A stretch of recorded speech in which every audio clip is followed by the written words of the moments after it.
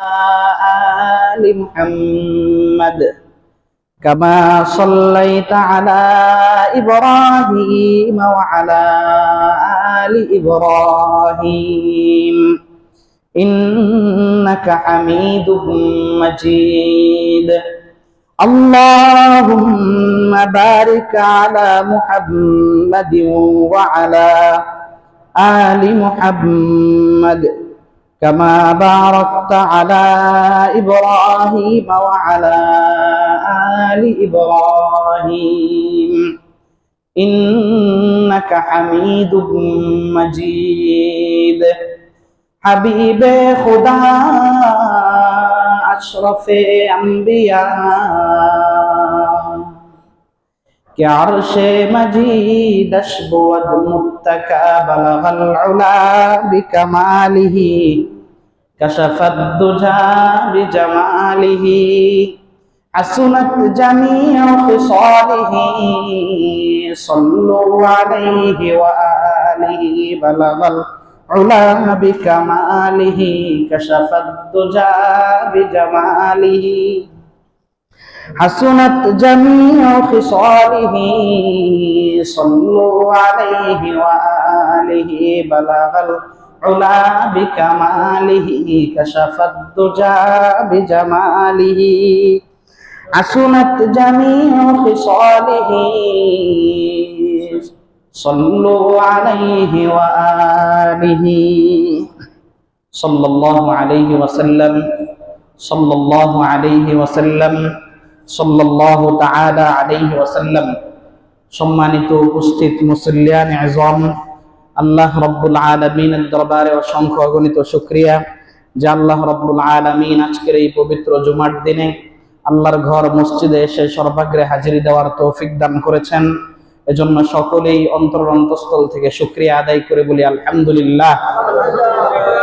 মুহতারাম হাজরিন, আমাদের প্রত্যেকের কলেজার টুকরা নবীজি মায়ার নবী মুহাম্মদুর রাসূলুল্লাহ সাল্লাল্লাহু আলাইহি ওয়াসাল্লামের জীবনী সম্পর্কে আমরা সংক্ষেপে আলোচনার চেষ্টা করছিলাম।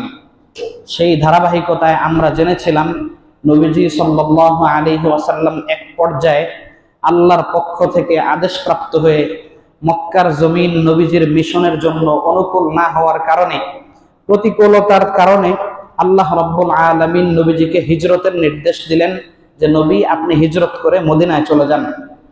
নিজের বাড়ি ঘর ভিটে মাটি সহায় সম্পত্তি সবকিছু ছেড়ে নবীজি মুহাম্মদুর রাসূলুল্লাহ সাল্লাল্লাহু আলাইহি ওয়াসাল্লাম এবং ইমানদার সাহাবায়ে কেরামের জামাত ওনারা আল্লাহর রাসূল সাল্লাল্লাহু আলাইহি ওয়াসাল্লামের নির্দেশ প্রাপ্ত হয়ে মদিনায় চলে গিয়েছিলেন।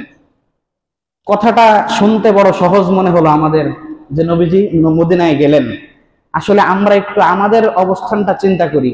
আমার বাড়ি, আমার জমিন, আমার ভিটেমাটি, আমার বাণিজ্য প্রতিষ্ঠান, আমার সবকিছু, আমার ক্ষেত খামার, আমার ফসল ফেলে এমন এক জায়গায় যেতে হবে যেই জায়গার মধ্যে আমার আগে থেকে কোনো জায়গা কিনা নাই, আমার কোনো আত্মীয় স্বজনের কোনো বন্দোবস্ত ওখানে নেই। একটা অচেনা জায়গায় সফর করে চলে যেতে হবে। এটা যে নিজের কত বড় ইমানের পরীক্ষা ছিল। দুনিয়ার ধন দৌলত অর্থবিত্ত সবকিছু ছেলে সন্তানের মহাব্বতকে পিছিয়ে ফেলে আল্লাহর মহাব্বতে ইসলামকে শক্তভাবে ধারণ করে হিজরত করা, এটা অনেক কঠিন একটা ব্যাপার ছিল। আল্লাহর রাসূল সাল্লাল্লাহু আলাইহি ওয়াসাল্লাম এবং ওই যুগের ইমানদার সাহাবায়ে কেরাম মক্কার পরিবেশকে অনুকূল না পেয়ে ওনারা মদিনায় হিজরত করলেন। হিজরত কিভাবে শুরু হয়েছিল গত সপ্তাহে আমরা এতটুকু আলোচনা শুনেছিলাম যে নবীজি সাল্লাল্লাহু আলাইহি ওয়াসাল্লাম গারে সৌরে ছিলেন, কাফেররা খুঁজেও ওনাকে পাননি। অনেক লম্বা বিস্তারিত বলার সুযোগ নেই, সংক্ষেপে বুঝি। নবীজি যখন গারে সৌর থেকে আবার মদিনার দিকে যেতে আরম্ভ করলেন, মদিনার দিকে যখন যাচ্ছিলেন সিদ্দিক আকবর হযরত আবু বকর রাদিয়াল্লাহু তাআলা আনহু নবীজি সাল্লাল্লাহু আলাইহি ওয়াসাল্লাম যেই বাহনের উপরে ছিলেন, যেই গাড়ি, যেই সোয়ারিতে উনি আরোহণ করেছিলেন, হযরত আবু বকর রাদিয়াল্লাহু তাআলা আনহু নবীজির পিছনে বসা ছিলেন। যখন কোন লোক জিজ্ঞাসা করত, কারণ কাফেরদের গোষ্ঠী, কাফেররা যারা চক্রান্ত করে আল্লাহ রাসূল সাল্লাল্লাহু আলাইহি সাল্লামকে দুনিয়া থেকে শেষ করে দিতে চেয়েছিল, তারা এখনো হন্য হয়ে তালাশ করতেছে যে নবীজি কোথায়, মুহাম্মদ কোথায়, তাকে শেষ করে দেওয়া হোক। কিন্তু যখন হযরত আবু বকর রাদিয়াল্লাহু তাআলা আনহু নবীজিকে নিয়ে যাচ্ছেন, ওই জমানায় তার গাড়ি ছিল না, প্রাইভেট কার ছিল না, হ্যাঁ, যে দূরত্ব মুহূর্তের মধ্যে অতিক্রম করে ফেলবেন। বিমান রকেটের তো কল্পনাই ছিল না, সাইকেলও আবিষ্কার হয়নি। পশু পাখির উপর, সেই ঘোড়া, উট, এগুলোর উপরে মানুষ কি করত? সফর করত। সময় লাগছে, মদিনায় যেতে কি লাগছে? সময় লাগছে। এটা একটা বিষয়। 2 নম্বর, কাফেররা খোঁজাখুঁজি করতেছে। অনেক মানুষ দেখেও পুরোপুরি চিনতে পারছে না, দেখছে যে নতুন একজন মানুষ মনে হয়, কিন্তু ইনি যে নবী মুহাম্মদুর রাসূলুল্লাহ সাল্লাল্লাহু আলাইহি ওয়াসাল্লাম এটা বুঝতে পারছিল না। কারণ কি? এত বড় একজন নবী, ওনাকে চিনতে না পারার কারণটা ছিল ওই জমানায় ইলেকট্রনিক মিডিয়া, প্রিন্ট মিডিয়া এগুলি কোনো কিছু ছিল। ফেসবুকের মাধ্যমে মানুষ এখন গুরুত্বপূর্ণ পোস্টে যারাই থাকে তারা কি হয়? সমাজের ভাইরাল ব্যক্তি হন, তাদেরকে সবাই চেনে। ওই যুগে চেনার কোনো মাধ্যম ছিল না। তো তারপরেও যারা সন্দেহ করে জিজ্ঞাসা করতো আবু বকর ইনি কে, হযরত সিদ্দিক আকবর আবু বকর রাদিয়াল্লাহু তাআলা আনহু অত্যন্ত কৌশলী জবাব দিতেন। মানুষ যখন জিজ্ঞাসা করতো ইনি কে, যদি উনি বলেন ইনি আল্লাহর নবী মুহাম্মদুর রাসূলুল্লাহ সাল্লাল্লাহু আলাইহি সাল্লাম, তাহলে কাফেররা ধরে ফেলবেন। আর যদি ইনি সত্যকে গোপন করেন, মিথ্যা কথা বলেন, তাহলে মিথ্যা কথা বলার গুনাহ হবে। কি হবে? মিথ্যা কথা বলার গুনাহ হবে।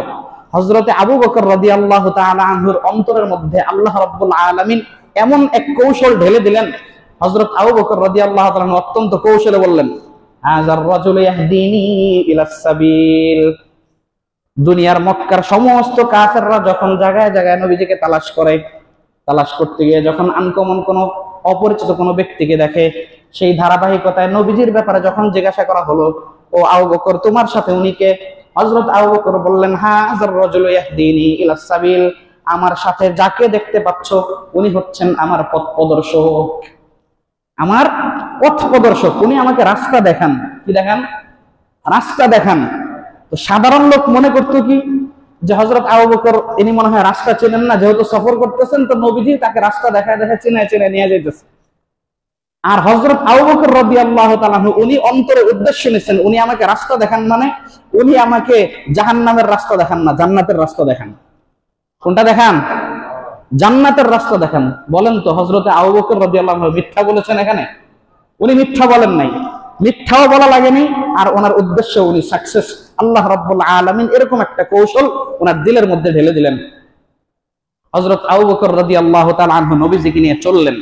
চলতে পথে অনেকগুলি ঘটনা আছে, একটা ঘটনা দুইটা ঘটনা শুনি সংক্ষেপে। হযরত রাসূল আকরাম সাল্লাল্লাহু আলাইহি ওয়াসাল্লাম চলছেন, 3 দিন অবস্থান করছিলেন।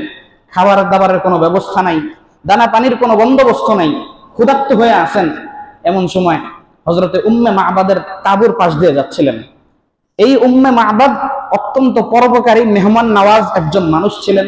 উনি মেহমানদারি করতে পছন্দ করতেন। এগুলি সওয়াবের কাজ। এই মানব সেবা করলে কি উপকার, এই আলোচনা ইতিপূর্বে আপনারা বহুবারই শুনেছেন। তো উনি এই সেবাটা করার কি করতেন? দায়িত্ব পালন করতেন। উনি অপরিচিত কোনো আগন্তুক, কোনো মুসাফির যখন এখান দিয়ে চলাফেরা করত, উনি তাদেরকে ডেকে খাবারের বন্দোবস্ত করতেন, পানির বন্দোবস্ত করতেন। সাময়িক যদি কোনো চিকিৎসার প্রয়োজন হয় সেটাও উনি কি করতেন? ব্যবস্থা করতেন। আপনারা যারা মুরব্বী আছেন, বয়স্ক আছেন, আপনাদের মনে থাকার কথা, আমাদের বাপদাদাদের আমলেও শুনেছি যে দেশে দেশে বিভিন্ন জায়গায় বিভিন্ন রাস্তার মোড়ে মোড়ে সরাইখানার ব্যবস্থা ছিল। কি ছিল? সরাইখানা, মেহমানখানা। এই সুন্নতটা এখন হারায় গেছে আমাদের থেকে, হারায় গেছে। এখন হয়ে গিয়েছে আমাদের হচ্ছে হোটেলের ব্যবস্থা হয়েছে। মানুষ এসে হোটেলে উঠতে হয়। আবাসিক একটা হোটেলে উঠলে একটা সাধারণ যদি কোনো গ্রামের মানুষ হয়, তার এসে শহরে আসলে তার কোনো আত্মীয় স্বজন নাই, চিকিৎসার জন্য সে আসছে, চাকরির কোনো একটা সিভি জমা দেওয়ার জন্য আসছে, যে কোনো একটা প্রয়োজনে আসছে, কিন্তু সে মাথা গোজে দাঁড়ানোর তার ঠাইটা কিন্তু আমাদের এখন নাই। এই ব্যাপারে আমাদের একটু আত্মনিয়োগ করা দরকার। আমি আহ্বান জানাচ্ছি, আল্লাহ যাদেরকে সম্পদের প্রাচুর্য দান করেছেন, আপনি একটা ফ্ল্যাটের মালিক, একটা বিল্ডিং এর মালিক, আপনি আপনার বিল্ডিং এর সামনে একটু জায়গা খালি আছে, ওখানে 2টা রুম বরাদ্দ দেন, লিফলেট লিখে, সাইনবোর্ড লিখে টানিয়ে দেন যে এই জায়গার মধ্যে নির্দিষ্ট নিয়মের ভিত্তিতে মানুষ এসে কি করতে পারবে? থাকতে পারবে। এটা যদি প্রসিদ্ধ হয়ে যায় তো মানুষ চিনতে পারবে যে হ্যাঁ এখানে, ওখানে রেজিস্ট্রি থাকবে। সে রেজিস্ট্রেশন করবে যে একবার আসলে সর্বোচ্চ কতক্ষণ থাকতে পারবে। 24 ঘন্টার একটা নিয়ম থাকলো, 48 ঘন্টার একটা নিয়ম থাকলো, 72 ঘন্টার একটা নিয়ম থাকলো। এটা একটা সুন্দর উদ্যোগ। আমাদের একজন পরিচিত মুহাব্বতের মানুষ হযরত মাওলানা রাজিবুল হক সাহেব, উনি মোহাম্মদপুরে এরকম একটা আয়োজন শুরু করেছেন। আমি জানি, আল্লাহ তাআলা ওনার ওইটাকে কবুল করেন। আপনাদের যদি এরকম কোনো লোক থাকে ব্যক্তিগতভাবে যোগাযোগ করলেন, আমি যদি ব্যবস্থা করতে পারি ইনশাল্লাহ বলবো। তো যাই হোক, এই উম্মে মা'বাদ মেহমানদের উপকার করতেন। কি করতেন? মেহমানদের উপকার করতেন। এখন ওই সময় এমন এক দুর্ভিক্ষ চলছে, দুর্ভিক্ষ চলার কারণে ছাগলগুলো হৃষ্টপুষ্ট না। ছাগলগুলো কি না, বকরিগুলো হৃষ্টপুষ্ট না। আরবের মানুষ আগে ছাগল চড়াইতো। এই ছাগলগুলো চড়ানোর জন্য ছাগল নিয়ে গেছে রাখাল, তার স্বামীও আছে সেখানে। তো নবীজি মুহাম্মদুর রাসূলুল্লাহ সাল্লাল্লাহু আলাইহি ওয়াসাল্লাম যখন এই উম্মে মা'বাদের তাঁবুর পাশ দিয়ে যাচ্ছিলেন ক্ষুধার্ত অবস্থায়, হঠাৎ দেখলেন এখানে একটা ছাগল বাঁধা। তো বললো যে এই ছাগলটা এখানে বাঁধা কেন? বললো যে এটা দুর্বল ছাগল, যেগুলিকে চড়ানোর জন্য নেওয়া হয়েছে, ও যে হেঁটে ওই পর্যন্ত যাবে ওই শক্তিটাও তার নাই, এত দুর্বল ছাগল। নবীজি হযরত আবু বকর রাদিয়াল্লাহু তাআলা আনহু ক্ষুধার্ত অবস্থায় আছেন। নবীজি বললেন যে এই ছাগল থেকে কি আমাকে একটু দুধ পানের বন্দোবস্ত করা যাবে? উনি বললেন যে আমার তো কাজই মেহমানদারি করা, কিন্তু আমি কিভাবে করব? দুর্ভিক্ষ চলছে, এই ছাগলের মধ্যে তো কোনো দুধ নেই, এটা এমনি এত দুর্বল যে ওকে চড়ানোর জন্য নেওয়া সম্ভব হয় নাই। নবীজি বললেন ছাগলটাকে আমার কাছে নিয়ে আসো। ছাগল যখন আল্লাহর রাসূল সাল্লাল্লাহু আলাইহি ওয়াসাল্লামের কাছে আনা হইল, নবীজি সাল্লাল্লাহু আলাইহি ওয়াসাল্লাম বললেন তার ওলানটা, তার যে স্তনটা দুধের, এটাকে ভালো করে পরিষ্কার করে দাও, যাতে করে এখানে কোনো ময়লা মাটি টাটি এগুলি লাগা না থাকে। পরিষ্কার করে যখন নবীজির কাছে দেওয়া হইল, নবীজি সাল্লাল্লাহু আলাইহি ওয়াসাল্লাম ওলানে হাত দিলেন। হাত দেওয়ার সাথে ছাগলের পিছনের দুই পাও হালকা ফাঁকা করে ফেললো। ফাঁকা করার পর পুরো ওলানটা দুধে পরিপূর্ণ হয়ে গেল। আল্লাহর রাসূল সাল্লাল্লাহু আলাইহি ওয়াসাল্লাম সেখান থেকে এবার পাত্র এনে দুধ দহন করলেন। এত পরিমাণ দুধ দহন করলেন, পুরা পাত্র ভরে, পাত্র ফেনা উপচে পড়ে, পাত্র পড়ে যাওয়ার, দুধ পড়ে যাওয়ার অবস্থা। নবীজি পান করলেন, সিদ্দিক আকবর আবু বকর রাদিয়াল্লাহু তাআলা আনহু পান করলেন, উম্মে মা'বাদও পান করলো, তার ঘরের লোকজনও পান করলো। অবশিষ্ট দুধ সেখানে রেখে দেওয়া হইল। এই উম্মে মা'বাদের স্বামী যখন আসছে, আসার পরে বলে কি ব্যাপার, তুমি দুধ পেলে কোথায়? এই অসিজনে, এখন তো দুধের সিজন না, দুধ পাওয়ার তো কোনো সুযোগই এখন নেই, যে দুর্ভিক্ষ চলছে। আর এই দুধ তুমি কি, আর একটা ছাগলের দুধ কিভাবে আসে বাচ্চা না হলে? সন্তান না থাকলে দুধ আসবে? এটা তো দুধের পাওয়ার কোনো যৌক্তিকতাই নেই। এরপরে উম্মে মা'বাদ তার স্বামীর কাছে একটা বিবরণ দিল যে এরকম এরকম লোক আসছিলেন, আসার পর উনি এইভাবে দুধের ব্যবস্থা হইল। উনি বললেন হায় হায়, এ তো সেই লোক যার ব্যাপারে মক্কার কুরাইশরা কাফেররা হন্য হয়ে তাকে খুঁজতেছে। এই লোকটা কোথায়? এই লোকটা কোথায়? ওনার দিলের মধ্যে আল্লাহ রাব্বুল আলামিন নবীজির প্রতি মহাব্বত সৃষ্টি করে দিলেন, নবীজির প্রতি মহাব্বত সৃষ্টি করে দিলেন। যাই হোক, এই একটা নবীজির মুআজিজা। এটা কি নবীজির মুআজিজা? যে সফরের মধ্যে কষ্ট হচ্ছে, নবীজি সাল্লাল্লাহু আলাইহি ওয়াসাল্লাম যখন কষ্ট করছেন, আল্লাহকে ভুলে গিয়েছিলেন? আল্লাহকে ভুলেননি। তদ্রুপ দুনিয়াতে যত বিপদ আপদ আমাদের আসুক, এগুলি আল্লাহ রাব্বুল আলামিনের পক্ষ থেকে আসে। সবর করতে হবে, ধৈর্য ধারণ করতে হবে। আমরা যদি সবরের সাথে, ধৈর্য ধারণের সাথে যদি আল্লাহর পথে অবিচল থাকতে পারি, আল্লাহ রাব্বুল আলামিন একটু সময় নিলেও এমন ভাবে আমাদেরকে ওই সংকীর্ণ অবস্থা থেকে পরিত্রাণের ব্যবস্থা সৃষ্টি করে দিবেন, আপনি শুকরিয়া আদায় করে শেষ করতে পারবেন না। নবীজি মুহাম্মদুর রাসূলুল্লাহ সাল্লাল্লাহু আলাইহি ওয়াসাল্লাম চলতে থাকলেন। এদিকে মক্কার কাফেররা হন্য হয়ে খুঁজছে যে আল্লাহর রাসূল সাল্লাল্লাহু আলাইহি ওয়াসাল্লাম কোথায়। কারণ নবীজিকে যেই ধরতে পারবে সেই বিশাল বড় পুরস্কার পাবে। সুরাকা ইবনে মালিক, সুরাকা ইবনে মালিক একজন কাফের, সেও খুঁজতেছে। এর মধ্যে হঠাৎ একজন আগন্তুক এসে সংবাদ দিল, অমুক জায়গায় এক দল, কিছু লোক দেখলাম, নবীজি মুহাম্মদ সহ আরো কিছু লোক। আমার মনে হইলো তারা মুসলমানদের ওই টিম, ওদের নবী সহ ওই টিমটাই মনে হইলো আমার কাছে। সুরাকা ইবনে মালিক চিন্তা করলো, ও যে সংবাদটা দিছে, আমি যদি বলি হ্যাঁ তারা মুহাম্মদী, তাহলে ও গিয়ে কি করে ফেলবে? তাদেরকে ধরাশায়ী করে ফেলবে, পুরস্কারটা সে পাবে, আমি পাবো না। এজন্য সে একে ভুলভাল বোঝায় বলছে, না না তুমি ভুল দেখছো, এগুলি আন্দাজি, তুমি যাদেরকে দেখছো তারা হচ্ছে ওই সকল লোক। ভিন্ন একটা কথা বলে তাকে সরাই দিল। এরপরে সুরাকা ইবনে মালিক নিজে কি করলো, তার ঘোড়া নিয়ে রওনা হলো তাদেরকে নবীজি মুহাম্মদুর রাসূলুল্লাহ সাল্লাল্লাহু আলাইহি ওয়াসাল্লামের রাস্তা আটকানোর জন্য। এইখানে আল্লাহ রাব্বুল আলামিনের আরেকটা কুদরত প্রকাশ পেয়েছে। যখন নবীজি মুহাম্মদুর রাসূলুল্লাহ সাল্লাল্লাহু আলাইহি ওয়াসাল্লামের রাস্তা আটকানোর জন্য সে তার ঘোড়া নিয়ে ছুটে চলছিল, ঘোড়া ছুটতে ছুটতে হঠাৎ করে ঘোড়াটা পা পিছলে পড়ে গেল। তাদের প্রাচীন ধর্মবিশ্বাস অনুযায়ী, ধর্মবিশ্বাস না, কুসংস্কার অনুযায়ী তারাও বিভিন্ন তীর বের করছে, যে লটারি বের করে না এরকম, এগুলি ইসলামের আকীদার খেলাফ, ইসলামী বিশ্বাসের খেলাফ, এজন্য এগুলি বলছি না। সেও দেখছে যে সে এখানে কি হইতে পারবে না, সাকসেস হতে পারবে না। তারপরেও নেশায়, পুরস্কারের নেশায় নবীজিকে আটকানোর জন্য যখন গেল, ঘোড়ায় রাস্তার মধ্যে ঘোড়াটা একবার পড়ে গেছে। পড়ার পর সে ওখান থেকে নেমে আবার ঘোড়াকে উঠাইছে। আবার উঠাইছে, আবার উঠায় আবার যখন চলা শুরু করছে, আবার চলা শুরু করতে এক পর্যায়ে যখন প্রায় কাছাকাছি চলে গেছে, কাছাকাছি যাওয়ার পর হঠাৎ দেখলো ঘোড়ার সামনের দুই পাও হাঁটু পর্যন্ত বালির মধ্যে ডুবে গেছে, বালির মধ্যে গর্তের মধ্যে চলে গেছে। আল্লাহ রাব্বুল আলামিন এইভাবে নবীজি মুহাম্মদুর রাসূলুল্লাহ সাল্লাল্লাহু আলাইহি ওয়াসাল্লামকে হেফাজত করলেন। সুরাকা ইবনে মালিক তখন বুঝতে পারছে যে ইনি আল্লাহর সত্য নবী হওয়া ছাড়া অন্য কিছু হতে পারেন না। দুইবার কুদরতি ভাবে আমার ঘোড়াটা কি হইলো, এখানে অ্যাক্সিডেন্ট করলো। এরপরে সুরাকা ইবনে মালিক গিয়ে নবীজি সাল্লাল্লাহু আলাইহি ওয়াসাল্লামের কাছে গিয়ে যেই উদ্দেশ্যে গেছিল আল্লাহর নবীকে ধরাশায়ী করার জন্য, উনি পুরা এখন বিপরীত হয়ে গেলেন। সুবহানাল্লাহ। যিনি আল্লাহর রসুলের বিরুদ্ধে যাচ্ছিলেন, এখন তিনি আল্লাহর রসুল সাল্লাল্লাহু আলাইহি ওয়াসাল্লামের পক্ষের লোক হয়ে গেলেন। এই সুরাকা ইবনে মালিকের মাধ্যমে দ্বিতীয় একটা ঘটনা ঘটলো। এরকম আরো অসংখ্য বর্ণনা আছে, এগুলি বলা আমার উদ্দেশ্য না। উদ্দেশ্য হলো যে দেখেন, নবীজি যখন মক্কা থেকে মদিনায় চলে যাচ্ছেন, আল্লাহ রাব্বুল আলামিন সাময়িক কষ্ট স্বীকার করেছেন, প্রিয় মানুষ থেকে সাময়িক কুরবানি আল্লাহ রাব্বুল আলামিন নিয়েছেন, কিন্তু আল্লাহ এক মুহূর্তের জন্য নবীজি মুহাম্মদুর রাসূলুল্লাহ সাল্লাল্লাহু আলাইহি ওয়াসাল্লামকে অনিরাপদ ছেড়ে দেননি। আল্লাহর তত্ত্বাবধান সবসময় আল্লাহর হাবিবের পিছনে ছিল।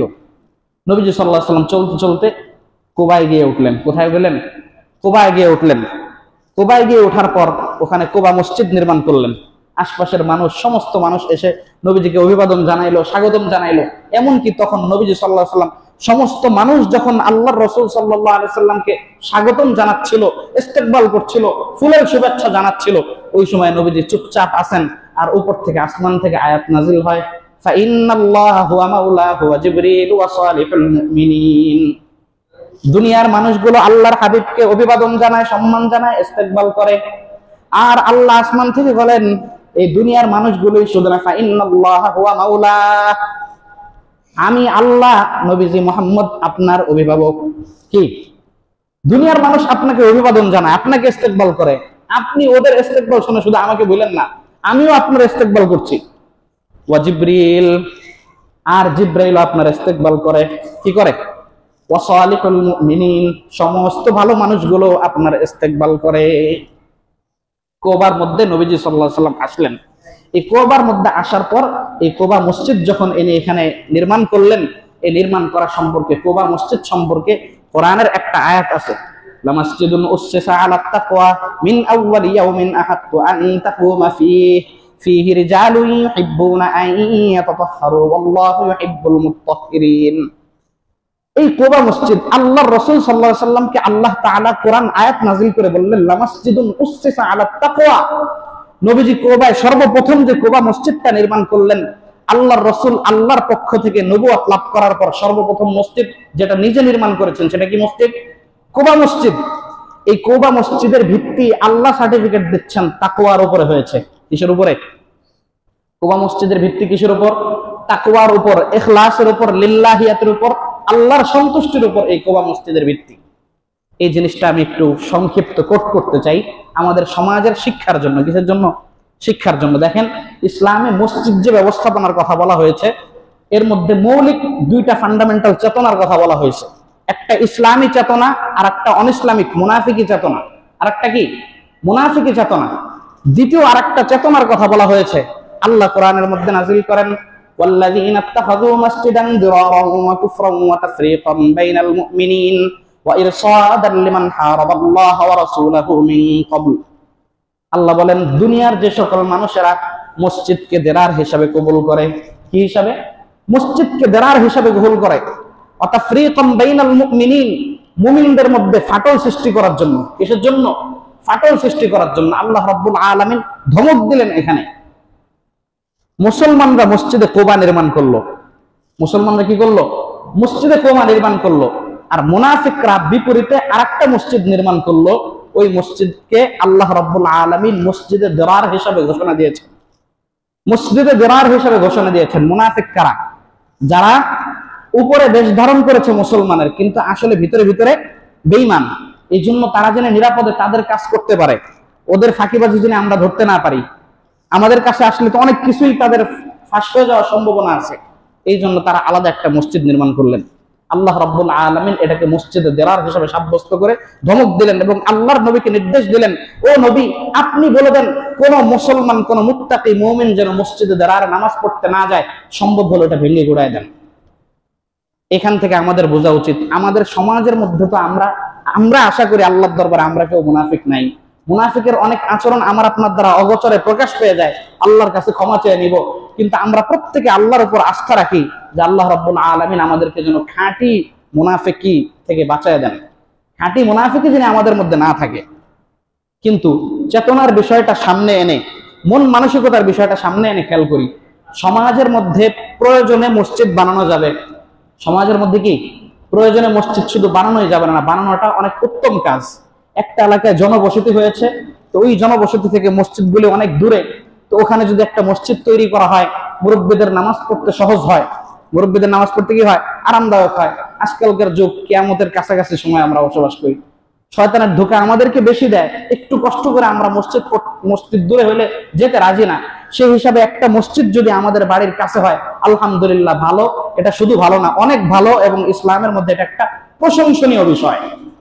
কিন্তু তবে কোন মসজিদ নির্মাণের নেপথ্যের ইতিহাস যদি এরকম থাকে যে আমরা কিছু মানুষ একটা সংঘবদ্ধভাবে একটা সমাজের মধ্যে মসজিদে আসি, হ্যাঁ, এখানে দুইটা গ্রুপ হয়ে গেল, নাউজুবিল্লাহ, বনিবনা হলো না, ঝগড়া বিবাদ হলো, এরপর আমরা এই সমাজটাকে ভাগ করে ফেললাম যে ঠিক আছে, আজকের থেকে ওই মসজিদে আমি আর নামাজ পড়বো না, কথার কথা আমাকে অমুক জায়গায় রাখলো না, ঠিক আছে এই মসজিদে আমি আর যাবো না, মসজিদে আমরা একটা করবো।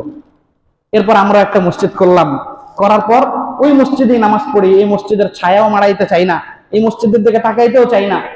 আমার মহল্লার কোনো মানুষ যদি ওই মসজিদে যায়, তাকে সামাজিকভাবে মৌনভাবে বয়কট করার চেষ্টা করি, এগুলি মসজিদে দেরারের চেতনার অন্তর্ভুক্ত। আল্লাহর রাসূল সাল্লাল্লাহু আলাইহি ওয়াসাল্লাম এই সমস্ত মসজিদে যেতে নিষেধ করেছেন আমাদেরকে। এই জন্য বোঝার জন্য, আমরা অনেক সময় বুঝি না, তো এই জন্য কি হয়, আমাদের মধ্যে একটু মনোমালিন্য হলে কি করি, আমরা নতুন আরেকটা মসজিদে গিয়ে উঠি, এই মসজিদটাকে বয়কট করি। বুঝার চেষ্টা করি, নতুন মসজিদ বানানো খারাপ না, অবশ্যই ভালো, মানুষের নামাজের জন্য, শুধু ভালো না, আপনি যখন একটা নতুন মসজিদ বানাবেন, আল্লাহর রাসূল আপনাকে সার্টিফিকেট দিয়ে বলেন আল্লাহ জান্নাতের মাঝখানে আপনার জন্য একটা ঘর বানায় দিবেন। এই জন্য মসজিদ বানাইতে কোনো কার্পণ্য নাই, তবে বানানোটা যেন এই উদ্দেশ্যে না হয়, বিভেদের উদ্দেশ্যে যেন না হয়, বানানোটা যেন এই উদ্দেশ্য হয় যে মানুষ যেন, আল্লাহর বান্দারা যেন সহজে নামাজ পড়তে পারে। আল্লাহ রাসূল সাল্লাল্লাহু আলাইহি ওয়াসাল্লামকে আল্লাহ রাব্বুল আলামিন মসজিদে কুবা নির্মাণ করাই দিলেন। এই মসজিদে কুবা নির্মাণ হওয়ার পর নবীজি মুহাম্মদুর রাসূলুল্লাহ সাল্লাল্লাহু আলাইহি ওয়াসাল্লাম এই মসজিদে কুবার ব্যাপারে উম্মতের সামনে ফজিলত বর্ণনা করেন। কি করেন? قال رسول الله صلى الله عليه وسلم قال الله تبارك وتعالى لمسجد أسس على التقوى من أول يوم أحق أن تقوم فيه وقال رسول الله صلى الله عليه وسلم من صلى صلاة من تطهر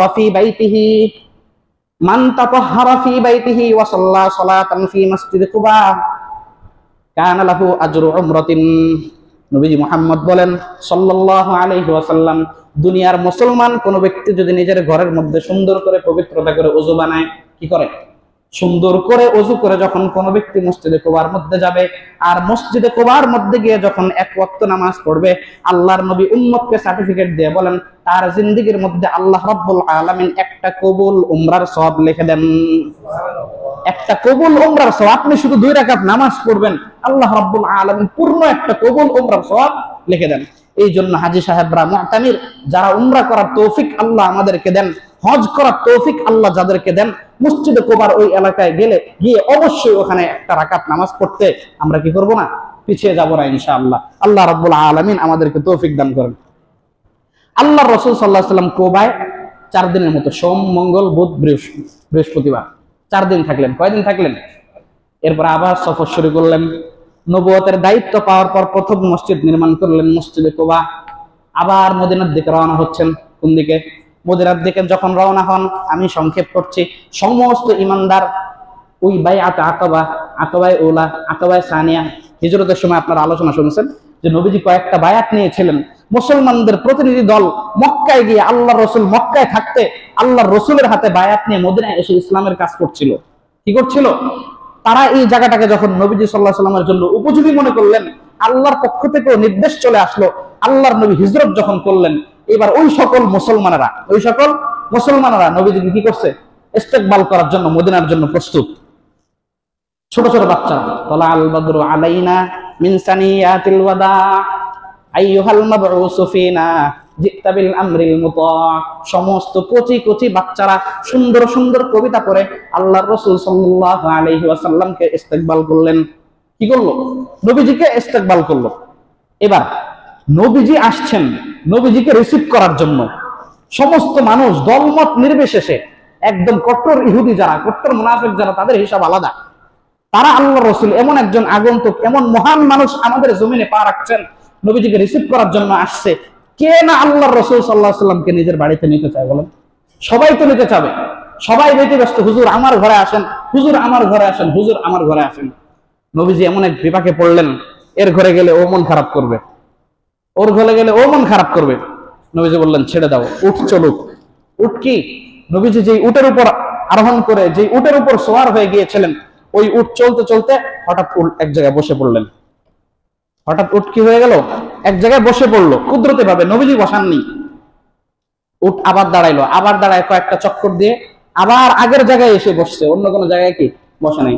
নবীজি বললেন, এই জায়গায় যেহেতু উট বসছে, এটাই আল্লাহর পক্ষ থেকে ফায়সালা, নবী আপনি এখানে নামবেন, অন্য কোথাও নামবেন না, আপনি এখানেই কি নামবেন।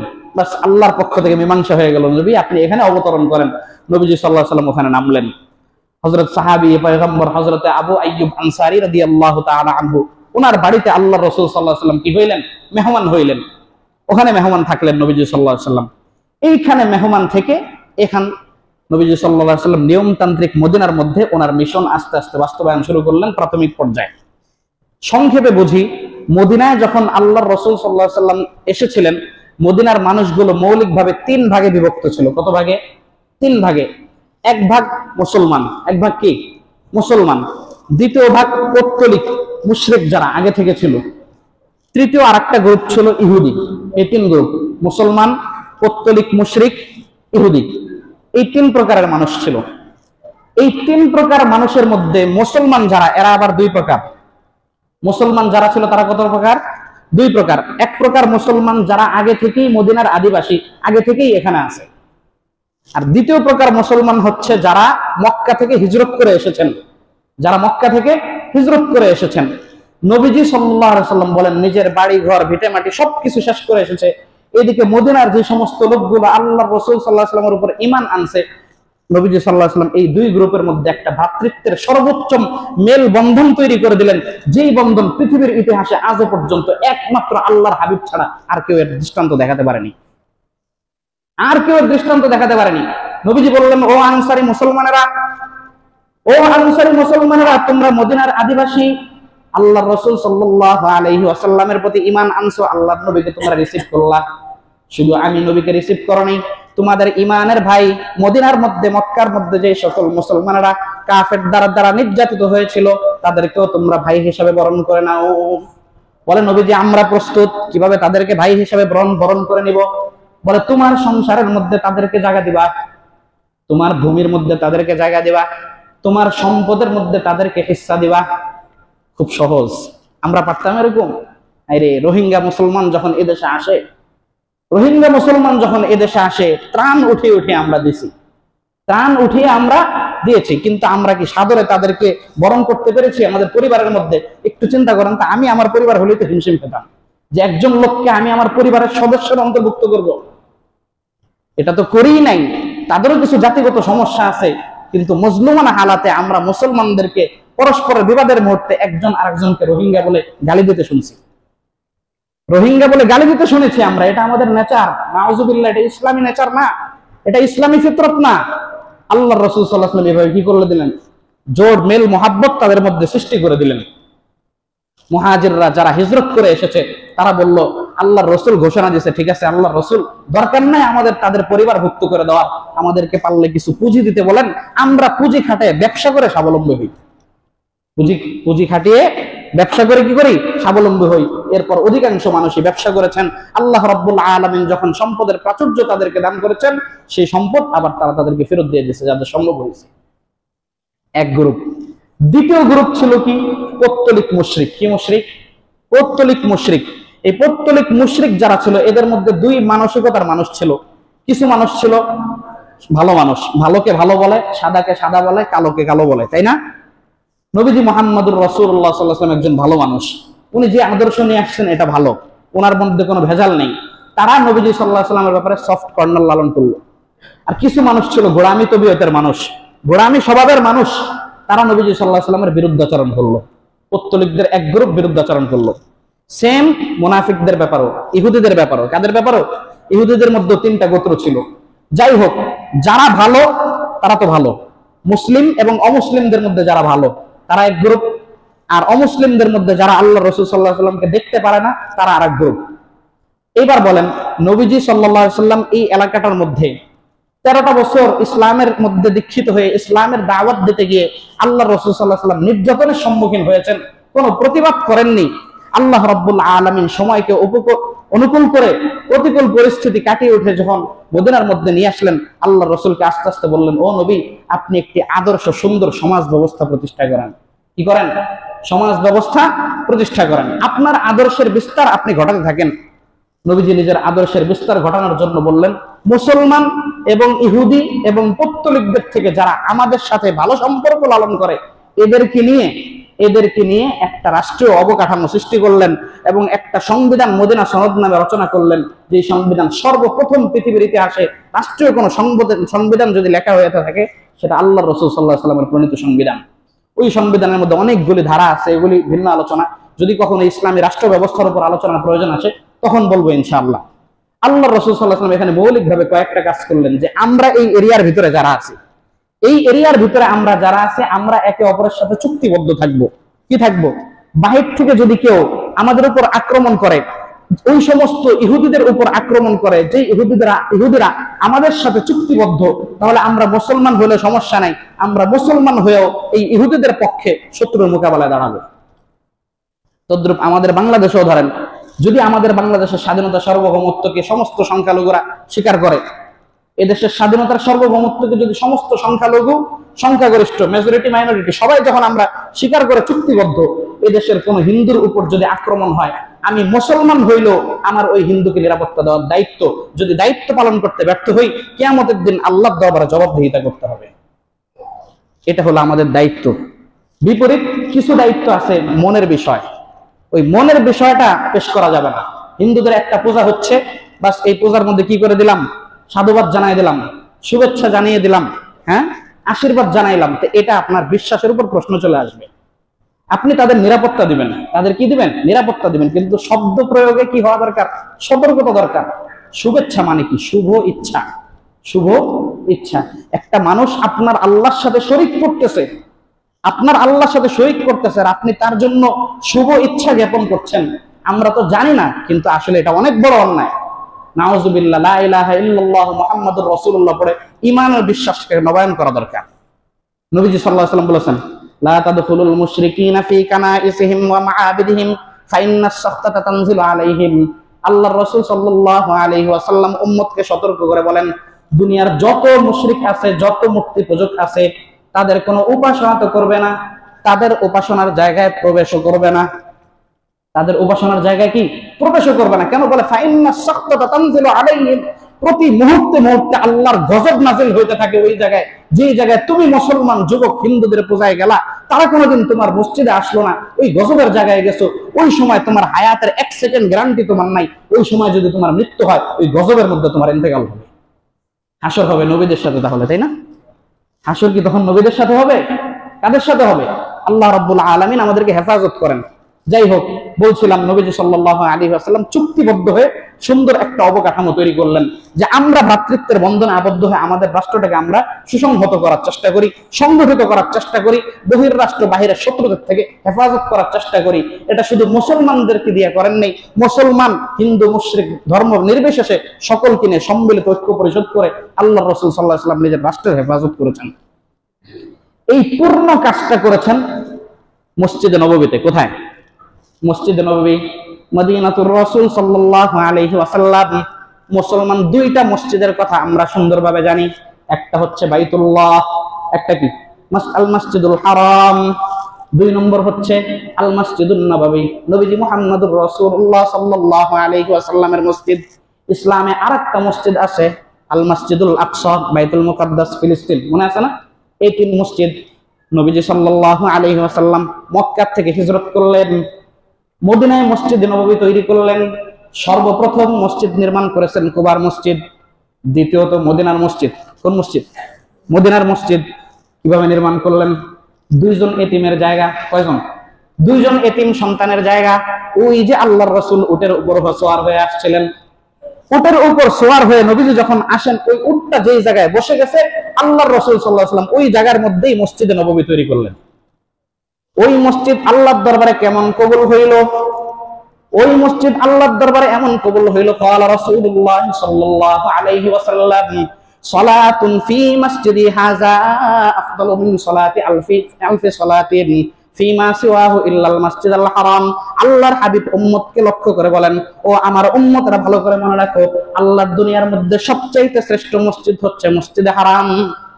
আর মসজিদে হারামের পরে আমার মসজিদে নববীতে এক ওয়াক্ত নামাজ যদি তুমি পড়ো, কয় ওয়াক্ত নামাজ?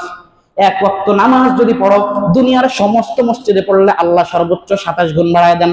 কয় গুণ? দুনিয়ার সমস্ত মসজিদে এক ওয়াক্ত নামাজ যদি ইখলাসের সাথে পড়ো, আল্লাহ দেন 27 গুণ। আর আমি নবী মসজিদে নববীর মধ্যে যদি এক ওয়াক্ত নামাজ পড়ো, আল্লাহ তোমার ওই এক ওয়াক্ত নামাজকে 1000 গুণ বাড়িয়ে দেন। কত গুণ বাড়িয়ে দেন? 1000 গুণ সওয়াব আল্লাহ রাব্বুল আলামিন এই মসজিদে নববীতে যদি আমরা নামাজ পড়ি, এই সওয়াব আল্লাহ বাড়িয়ে দেন। এই নবীজি যখন এই মসজিদে নববীর সমস্ত কার্যক্রম পরিচালনা করছিলেন, এখানে আল্লাহর নবীর নবুয়তের বড় আর একটা প্রমাণ আছে, সংক্ষিপ্ত বলে শেষ করছি। নবীজি সাল্লাল্লাহু আলাইহি ওয়াসাল্লাম একদিন, 2 দিন, 3 দিন দীর্ঘ সময় মসজিদে নববী থেকে সমস্ত কার্যক্রম গুলো পরিচালনা করেন। একদিকে আসহাবে সুফফা, সাহাবা একরামের তালিমের জায়গা, সাহাবা একরামকে দিন শেখান, নামাজ শেখান, রোজা শেখান, হজ শেখান। যত বিধানগুলো আসছে বেশিরভাগ বিধান আসছে কি মাদানী জিন্দেগিতে। মক্কার জিন্দেগিতে কোন রকম ঈমান নেই, ঈমানের প্রচার করেই ব্যতিব্যস্ত। কিছু কিছু বিধান আসছে, আর মাদানী জিন্দেগিতে বেশি থেকে বেশি বিধানগুলো আসছে। এই মাদানী জিন্দেগিতে আল্লাহর রাসূলের উপর হযরতে জিবরাইল আলাইহিস সালাতু ওয়াস সালাম আল্লাহর পক্ষ থেকে যে প্রত্যাদেশগুলো নিয়ে আসেন, যে আদেশ শিক্ষাগুলো আনেন, এগুলি আল্লাহর রাসূল সাল্লাল্লাহু আলাইহি ওয়াসাল্লাম মক্কায় সুফফার মধ্যে শেখাচ্ছেন, মদিনায় সুফফার মধ্যে শেখাচ্ছেন। অনেক দিন নবী সাল্লাল্লাহু আলাইহি ওয়াসাল্লাম এরকম জুমার মধ্যে কি করলেন? সাহাবা একরামকে খুতবা দিয়ে বয়ান শোনাইলেন। হাদিসের মধ্যে আসছে, সহিহ বুখারীর বর্ণনার মধ্যে আসছে, কান রাসূলুল্লাহ সাল্লাল্লাহু আলাইহি ওয়াসাল্লাম ইয়াকুমু ইলা নাখলাতিন। আল্লাহর রাসূল যখন মদিনার মসজিদের মধ্যে সাহাবা একরামের সামনে বয়ান করতেন, কি করতেন? সাহাবা একরামকে নসিহত করতেন। খেজুর গাছের একটা কাণ্ডের উপর দাঁড়াইতেন। খেজুর গাছ ছিল না?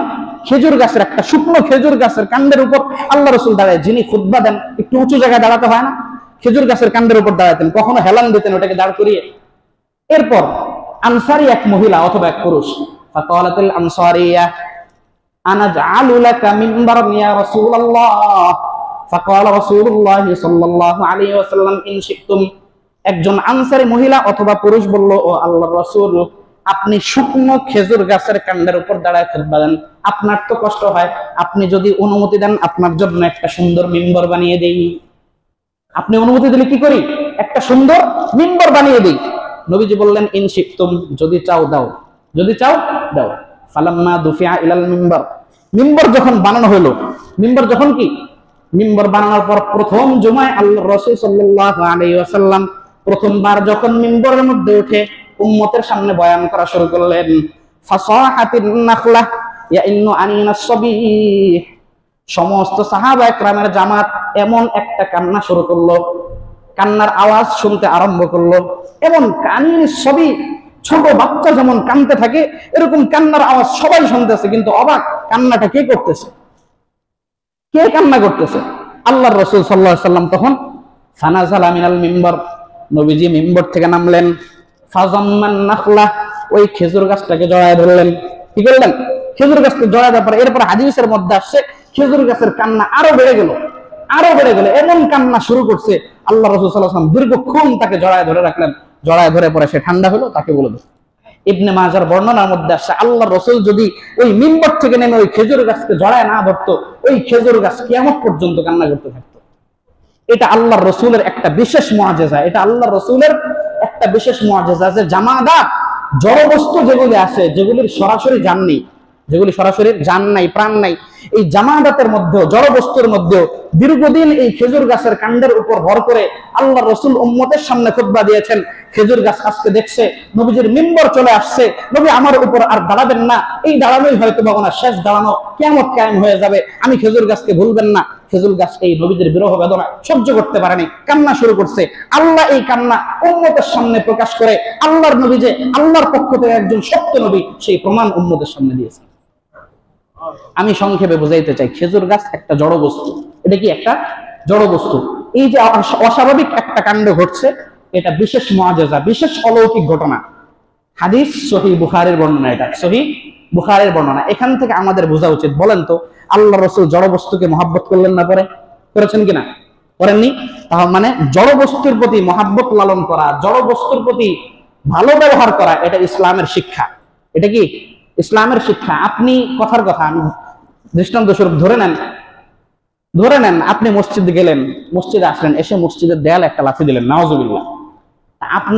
আপনার আমার এক লাথিতে মসজিদের দেয়াল ব্যথা পাবে, কিন্তু এই লাথিটা দেওয়া যাবে না। এই লাথিটা কি দেওয়া যাবে না? কেন যাবে না? এটা আদব, ইসলামী শিষ্টাচারের অন্তর্ভুক্ত। এটা কি জড় বস্তু দেখে অবহেলা করা যাবে না, আবার তাকে প্রাণহীন মানে প্রাণ সম্পন্ন শক্তিশালী ভেবে নিজের ইমানটাকেও নষ্ট করা যাবে না, নিজের ইমানকেও নষ্ট করা যাবে না, কিন্তু জড় বস্তু বলে শিষ্টাচার বহির্ভূত কোনো কাজ করা যাবে না। আল্লাহ রাসূল এটা উম্মতকে শিখাইলেন। আমি সংক্ষেপে বলতে চাই, আমরা যে মসজিদে আসি, আমাদের অনেক কিছুই জড় বস্তু। আমাদের মসজিদ জড় বস্তু, আমাদের টাইলস জড় বস্তু, আমাদের যে মোজাইক করা ফ্লোর, এটাও জড় বস্তু। কিন্তু এখানে আমার মসজিদের প্রত্যেকটা নকল হরকত, চলাফেরার মধ্যে সর্বোচ্চ আদবের চূড়ান্ত পরাকাষ্ঠা প্রদর্শন করতে হবে। আমরা যখন বাইরের থেকে আসবো, আমাদের যে জুতাগুলো থাকবে, বিশেষ করে এই বৃষ্টির সিজন চলতেছে, ওযুখানা থেকে যখন আসবো, এই জুতাগুলোকে এইভাবে ধরবো না। এইভাবে ধরলে এই জুতার নিচ থেকে পানি পড়ে। কি পড়ে? এই পানিটা মসজিদে পড়ে মসজিদটা অপরিচ্ছন্নতার অবস্থা সৃষ্টি হয়। ওই পানিটা আপনার পাঞ্জাবের মধ্যে পড়ুক, আপনি চাবেন না। তো মসজিদ জড় বস্তু দেখে ওখানে এই পানি পড়ুক, আপনি এটা কিভাবে চান? এটা শিষ্টাচার পরিপন্থী। 2 নম্বর, আপনার জুতার নিচে যদি কোনো ময়লা লেগে থাকে, যদি কোনো নাপাকি লেগে থাকে, মসজিদটাও নাপাক হইল।